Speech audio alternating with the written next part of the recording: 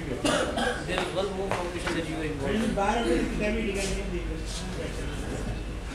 Embassy of India and VP India-Nepal Foundation warmly welcomes you all to this 22nd edition of Voices. 22औं श्रृङ्खलामा हामी Voices को आइपुगिसकेका छौँ। अझै कतिजना पाउँदै हुनुहुन्छ भनेर जानकारी पनि आएको हुनाले एकैछिन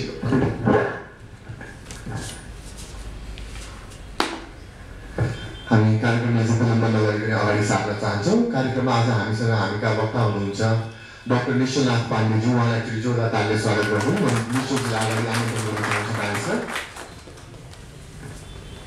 Dr. Nishchal Pandey is the director of the Center for South Asian Studies, Kathmandu. He was the executive director of the Institute of Foreign Affairs, IFA, where he worked for 8 years, between 1998 to 2006. He is a PhD in political science from Tribhuvan University. Dr. Pandey was visiting research fellow at the Institute of South Asian Studies, ISAS, National University of Singapore, in 2006 and 2007, and visiting fellow at the University of Hull, the UK, in 2009.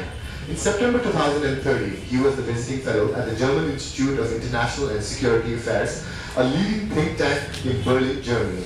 Dr. Pandey is currently the board member of the Regional Center for Strategic Studies, Colombo, an honorary fellow at the Institute of Peace and Conflict Studies, New Delhi. He is associated with several networks and initiatives for furthering peace and cooperation in South Asia. A man of letters, he has authored 3 books published by Says and Manohar Publishers, New Delhi, and has edited 12 other books on SAARC and regional cooperation in the region. As उहाँले हाम्रो South Asian relations र connectivity के बारेमा हामीसँग कुरा गर्नुहुन्छ. I will leave Dr. Nishchal Pandey to begin his talk now. Yo programme लगभग हाराहारी 40-45 मिनेटको हुनेछ, जसपछि तपाईहरुलाई लागेको जिज्ञासा, फिडब्याक वा कमेन्ट्स उहाँसँग इन्टर्याक्ट गर्न सक्नुहुनेछ.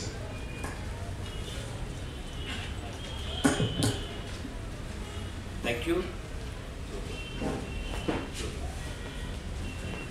At the outset, let me thank Abhay Kumarji and his colleagues at the BPKF for this kind invite to share some of my thoughts on South Asian studies programs around the world. And as you know that it is gaining popularity among researchers, among students all around the world. I would say as India rises to become a global power, there is a lot of interest in the world about India. And somehow the South Asian countries as a whole, the smaller countries in the region, we have gained from this lot of interest on India these days. And this is all because of economic boom that we can see in India these days. A lot of students are studying Gujarati language. A lot of students are studying Hindi, Tamil language, Telugu, because businesses are coming. And as businesses are coming, investors would want to hire those employees that know the language, that know the culture, that know the religion, the tradition of these places. Urban India itself is the second largest market in the world. And we all see that the internationally renowned universities are opening up India chairs, Department of South Asian Studies, in order to cater to the market of young people who would like to study India and the rest of the world. Now, if you see the trend these days, South Asian culture, South Asian art, South Asian languages, South Asian food festivals, film festivals are having a global appeal. The yoga is now the United Nations has accepted an International Yoga Day. I've been, as he pointed out very recent, just now, I've been a visiting research fellow at the Institute of South Asian Studies in National University of Singapore and University of Hull in Yorkshire in the United Kingdom. When I went to the class to give a lecture and to teach them, the students, ironically, in a class of 40, 30 would be Indians, 2 will be Nepalese, 2 will be Chinese, and about 1 or 2 will be British. So this is a British university in Yorkshire, where you can find the teacher is Indian, the students are Indian, but it's a British university. And then I asked the students, why are you in UK or why are you in the US studying India or studying South Asian languages? All the way here, the course is so expensive, £19,000 for a course. And what you get is just the books about South Asia. You're learning Hindi and Urdu and Sanskrit. So why is there so much of interest that you could not find a proper university in your own country, but you have traveled across the seas to come here to study your own country? And the answer the students gave was that because our universities are politicized, our universities are politically unstable, the faculty changes every time, very frequently. The degree that we get it is not internationally recognized, it is not internationally valuable. So therefore I am here in the UK studying Telugu language. I am here in Germany studying Sanskrit. So therefore our own students are going abroad to study our own nations, and this is becoming a trend. Just about a month ago we heard from our own newspapers here in Kathmandu that our history department does not have many students. There are more faculty members than students in our history department. And the answer is simple, because our students have gone to the UK. That's the case with political science department. Department of Politics, our students have gone to Germany to study Nepal. So this happens because the degree that we are giving them is not internationally recognized, internationally valuable. And this is where I think improvement is necessary. I'll just list out a few internationally renowned centers for South Asian studies. University of Berkeley, California, Tufts University, Brown University, University of Pennsylvania, Harvard, Cambridge and Oxford. All of these now have South Asia departments. Who are the faculty members? 90% of them are Indian professors. Who are the students? 90% of them are Indians.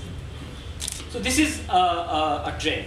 1 month ago I received a PhD thesis from the University of Brown University for whether I can be an external evaluator for this particular thesis.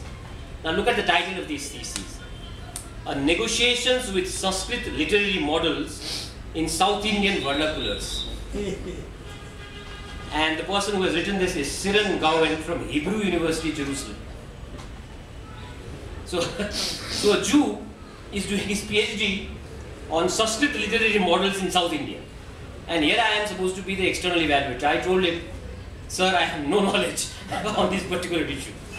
You better get somebody from Tamil Nadu to do the external evaluator. So the whole world is now interested on South Asia.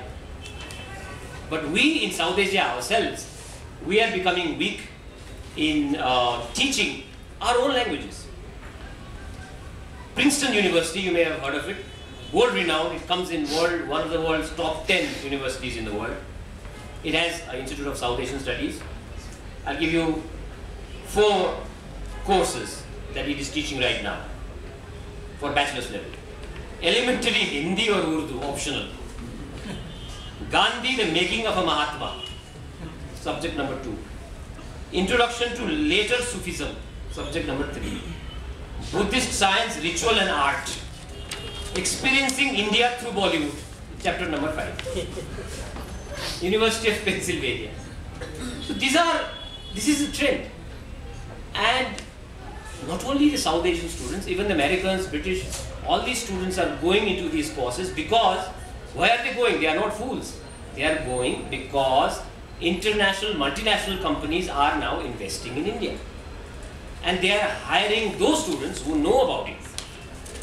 And therefore this is becoming a trend that we have to recognize. It is not true that Indian universities are not offering these courses. There are some very renowned courses in Indian universities, and University of Calcutta, not Kolkata, University of Calcutta, they have not changed the name, offers a South Asia course which is very renowned.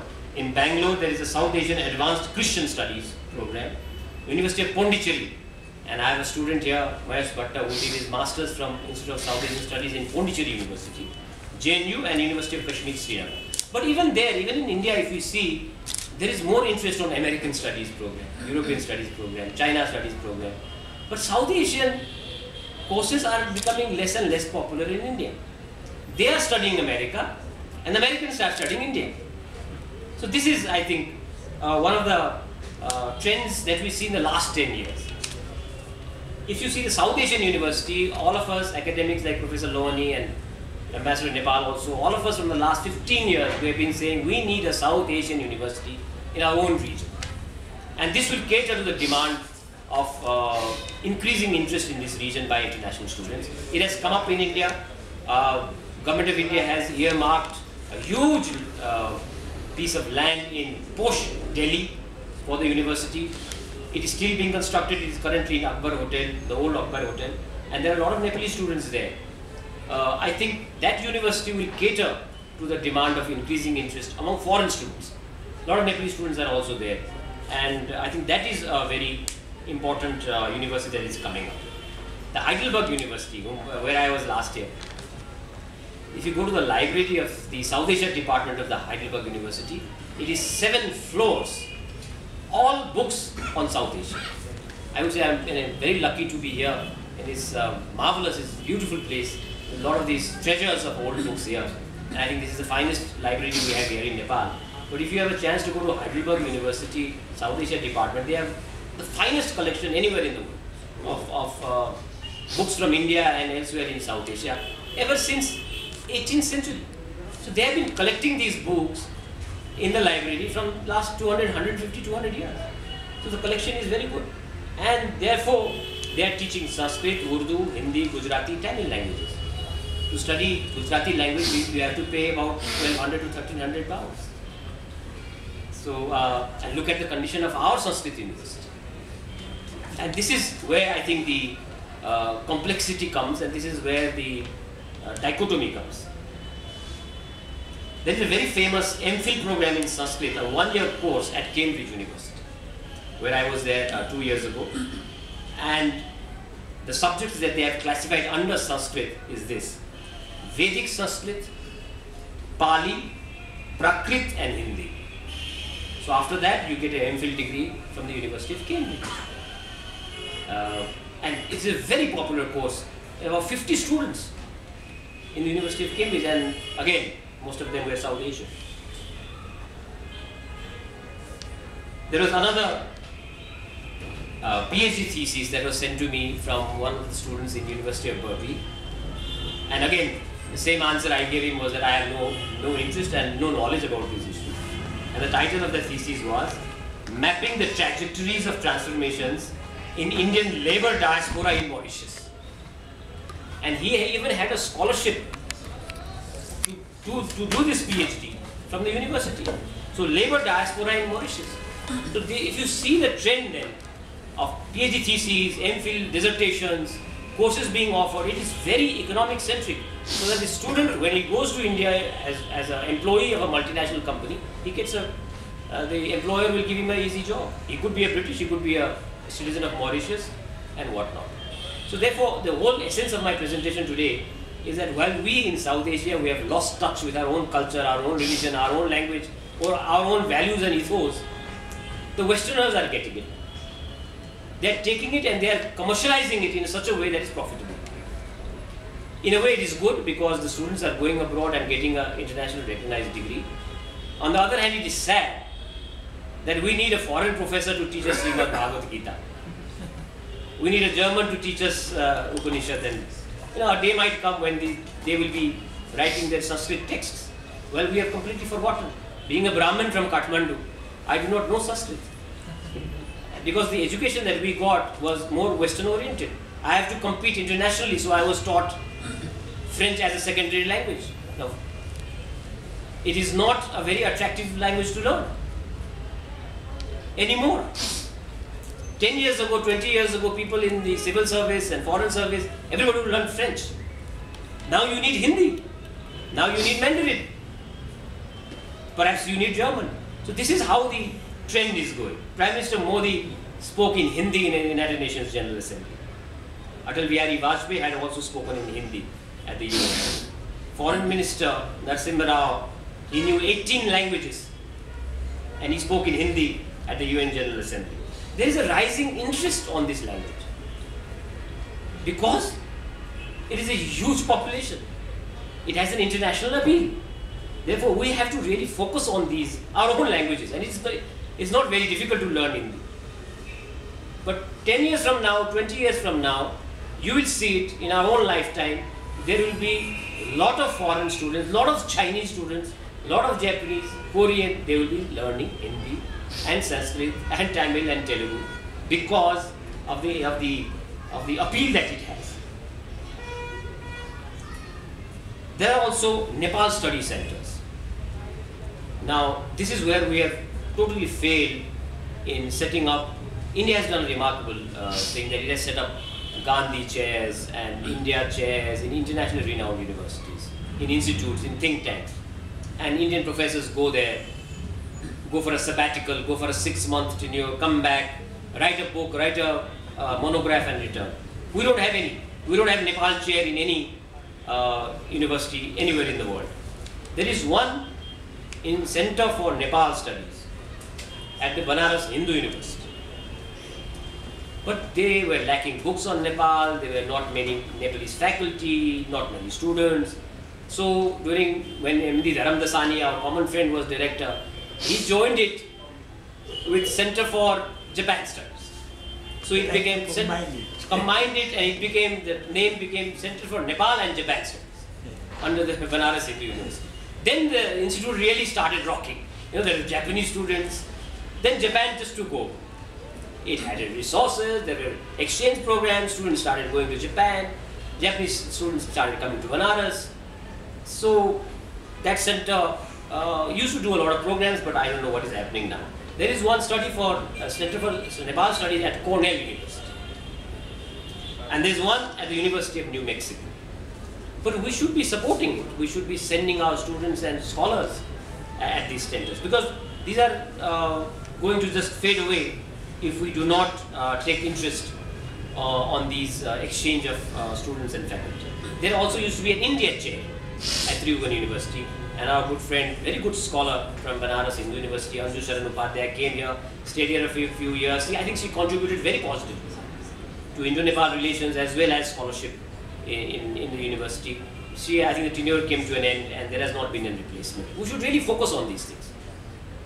Finally, Mark Twain once said, India is mother of history, grandmother of legend, and great-grandmother of tradition.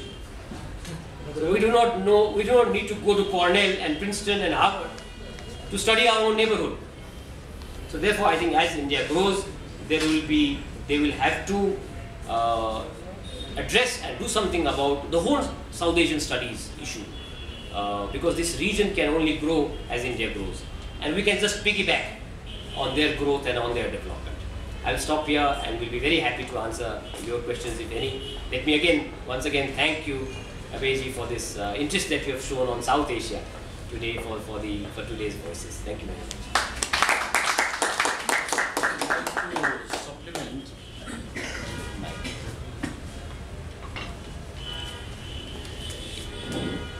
thank you, Dr. Pandey, for your very comprehensive survey and information about South Asian studies.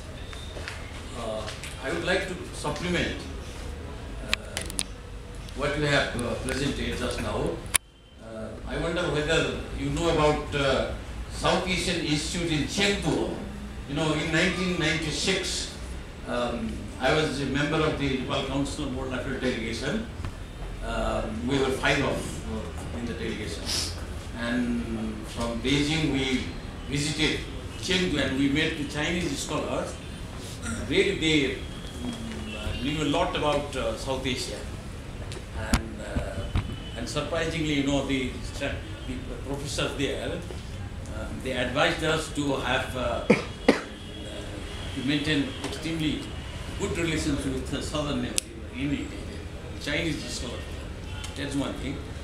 And another, you must have also heard about Wisconsin in the US. Every year, in the month of October or November, they organized a conference, 2 or 3 day conference on South Asia. Wisconsin in the US and Chengdu. If you have something to supplement. Thank you, Dr.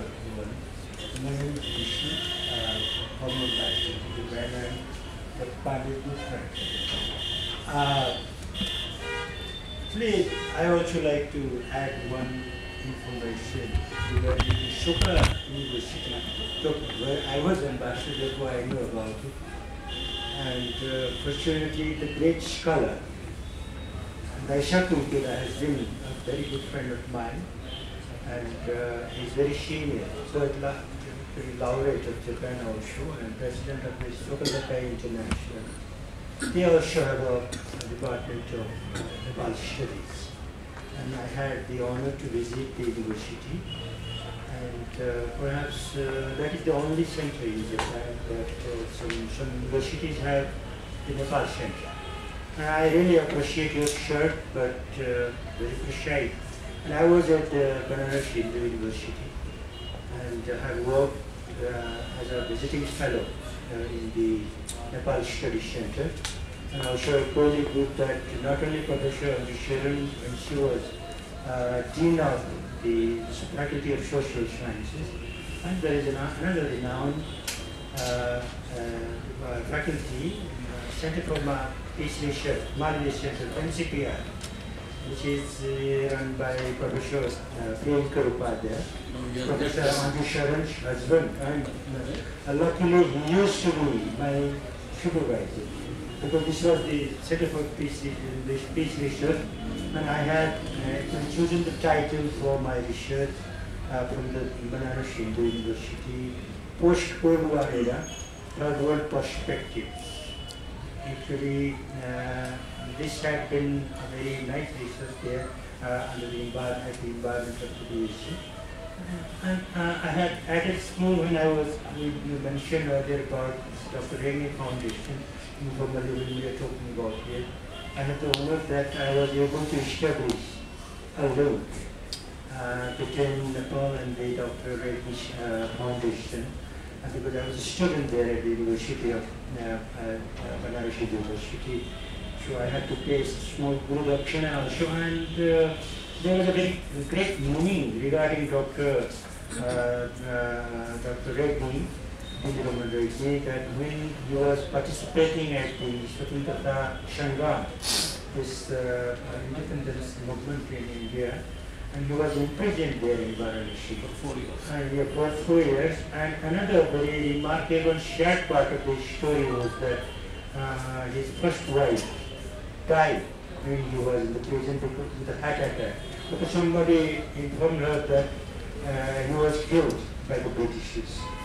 But he was imprisoned only. That is a very shocking, because Dr. Rani was the founder general secretary of the foundation, where I had honor to be the chairperson of the foundation. Therefore, when it comes to Nepalese scholars, there is a lack of some Nepalese scholars also. You mentioned about the German language, and I had a very typical experience when I was studying at the University of Bern, where Einstein invented the theory of relativity, and that was the great for me.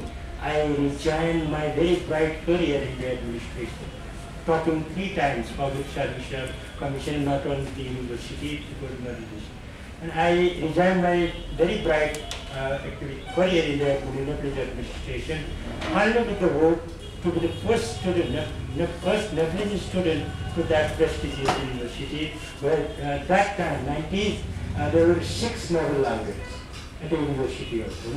And when I had to learn German, because the medium was in the German language. That was why also we had not many Nepalese students at that university, not at all. I was the first student. And when you mentioned about the German language and the source of the German language, I was really interested, and it was known as Indo-Germanic. Indo means in German it is India. And but when I found very tough grammar like Ramo, Ramu, like that 27 declinations, like Rama Shabda, for example, it is similar to the German language also. And then how it is some difficult grammar in German language, but it was from Sanskrit, originated from Sanskrit. And there was a Sanskrit professor, as you have mentioned, to teach the Sanskrit, Nepali language in that university of Bern, and he was a German. And he learned Sanskrit and Nepali there in Nepal, and he had been professor of Nepali in that prestigious university. That is the sharing. I think this is the part that Nepalese scholars, young scholars like Dr. Pandey now rising. So there are so many scholars now in Nepal also we have. That is the very lacking part from our academy, that to introduce Nepal abroad and also South Asia as a whole. They're leading, of course, Nepal, India is leading, academia, this day, and other participation also because of the population size and also the being a great nation in South, superpower also in South region. And South Asian University, third I would like to just share is that the Sharp University.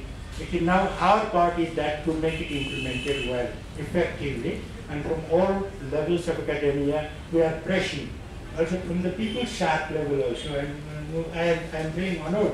The composer of the Sharp Song is with us. Abhay Kumarji, congratulations. I have commented about your Sharp Song because this introduces, this is the pride of our South Asian region and the Sharp, that it will some, actually in printer I had suggested, and even I had talked with the foreign minister of Nepal that Nepal should put forward in this, the Sharp Summit, this song to be actually implemented as a Sharp Song. Thank you very much.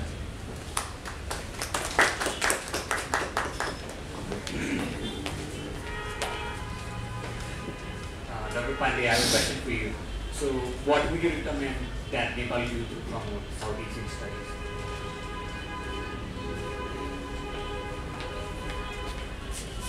Well, thank you very much. I think they are very good anecdotes and good comments from senior scholars and senior diplomats. I've heard of that in South Asian Studies Department in Sichuan University, in Chengdu as well as in Kunming. They are coming up in Beijing and all over China because they know the market. India-China bilateral trade is already $74 billion US, reaching $100 billion by 2018. And as the bilateral trade grows, they will want expertise on this region.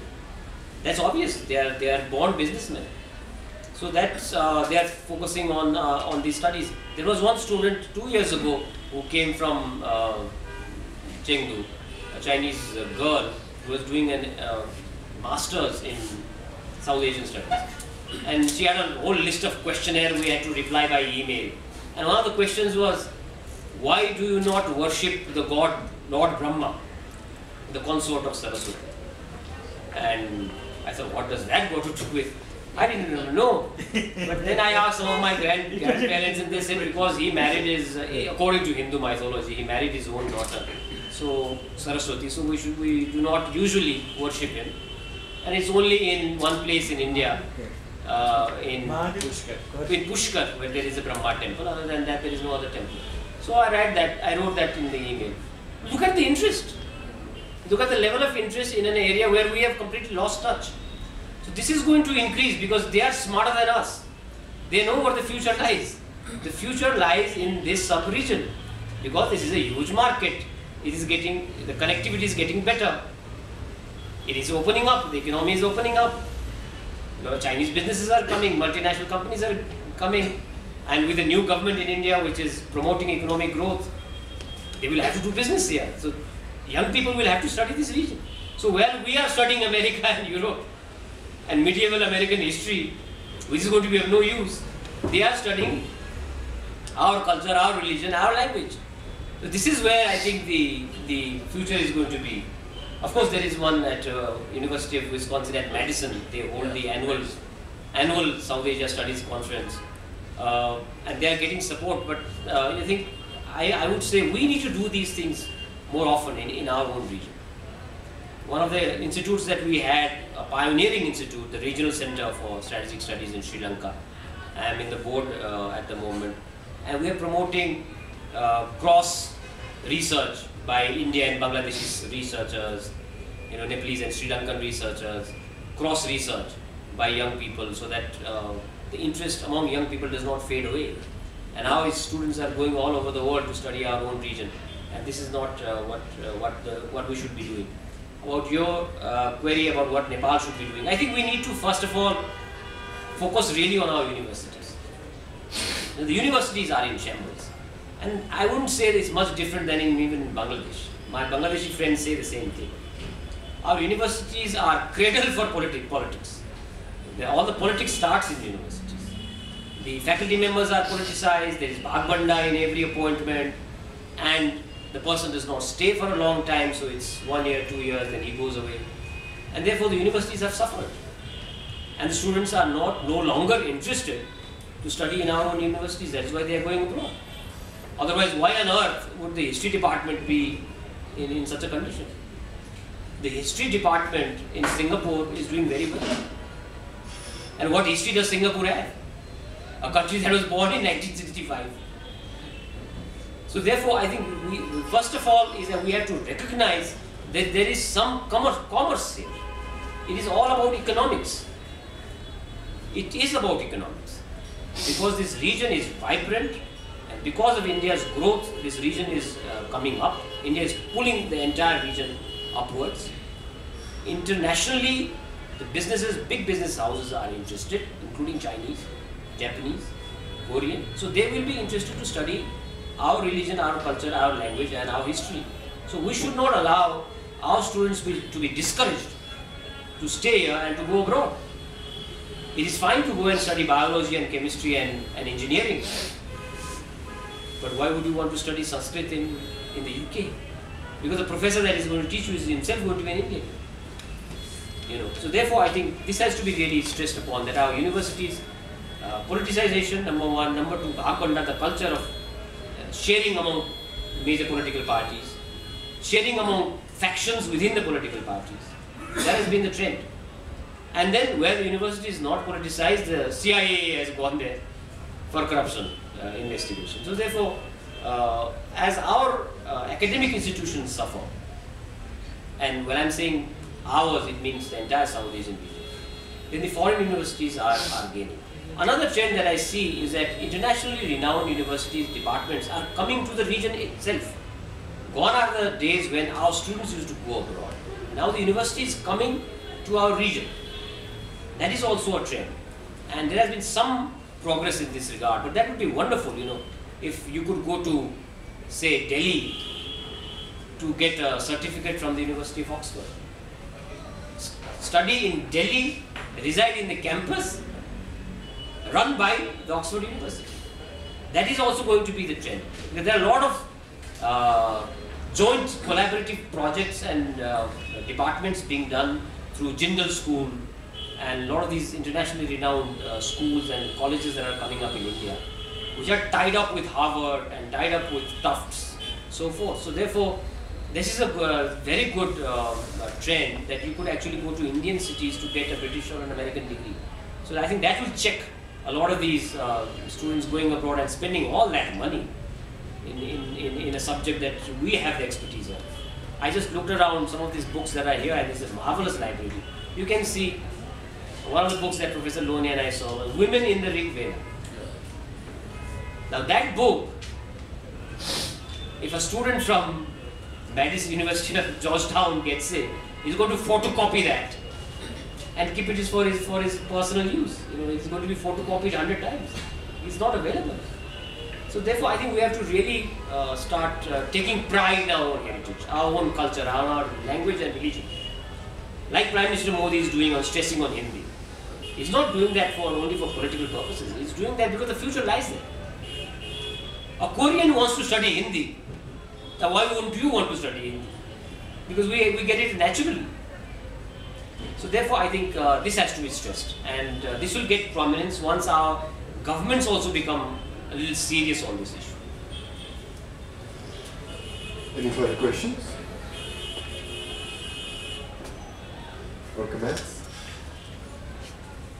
I guess we're done with the questions. We're almost close to today's talk. May I now kindly invite Abhay to kindly share a few words with us before we wrap up today's talk. Thank you so much for taking out your time to be at Voices. It's a small effort from the BP Korata Foundation and Indian Embassy to to provide a platform for interaction among the luminaries from different walks of life and curious and interested people. And this is an occasion where we have been able to bring Mr. Pandey to share his thoughts on South Asian studies.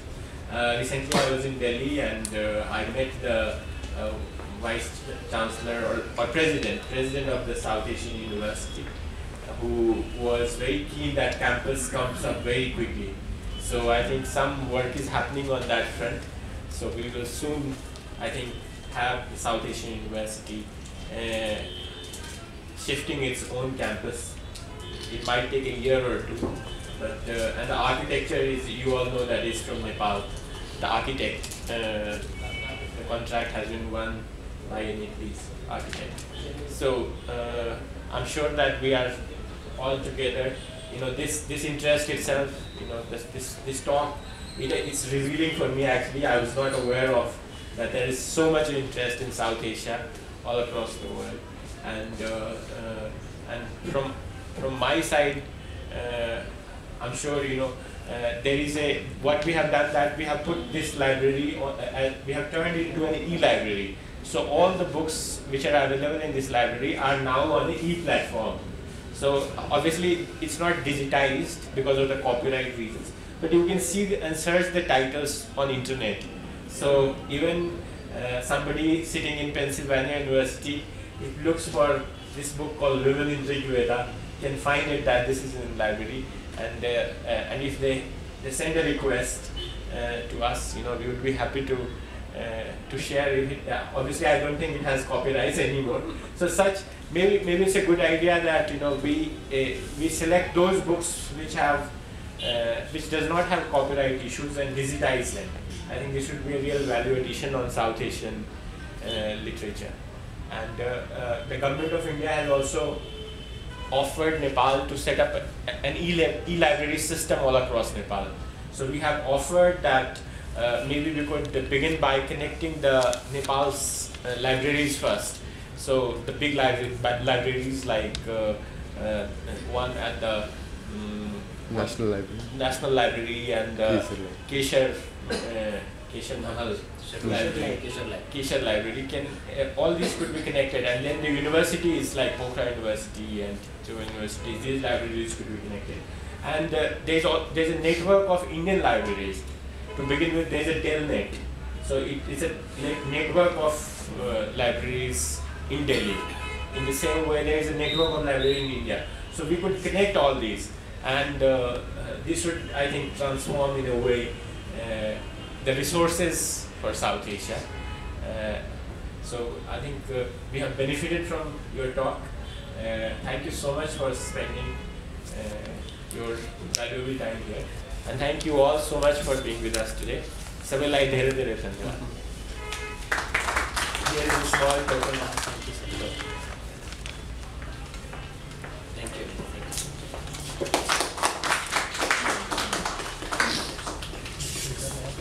Thank you so much, Dr. Nishchal, once again for giving us a valuable time. Despite such a short notice, we only planned this yesterday. And thank you so much, everyone, that all of you came here. Again, despite such short notice, please janu bhanda agadi chiya pani garera matrai janu hola. Yo कार्यक्रमको video तपाईहरुले सोमबार share गर्न सक्नुहुन्छ. हाम्रो YouTube channel छ youtube.com/uiktmnc.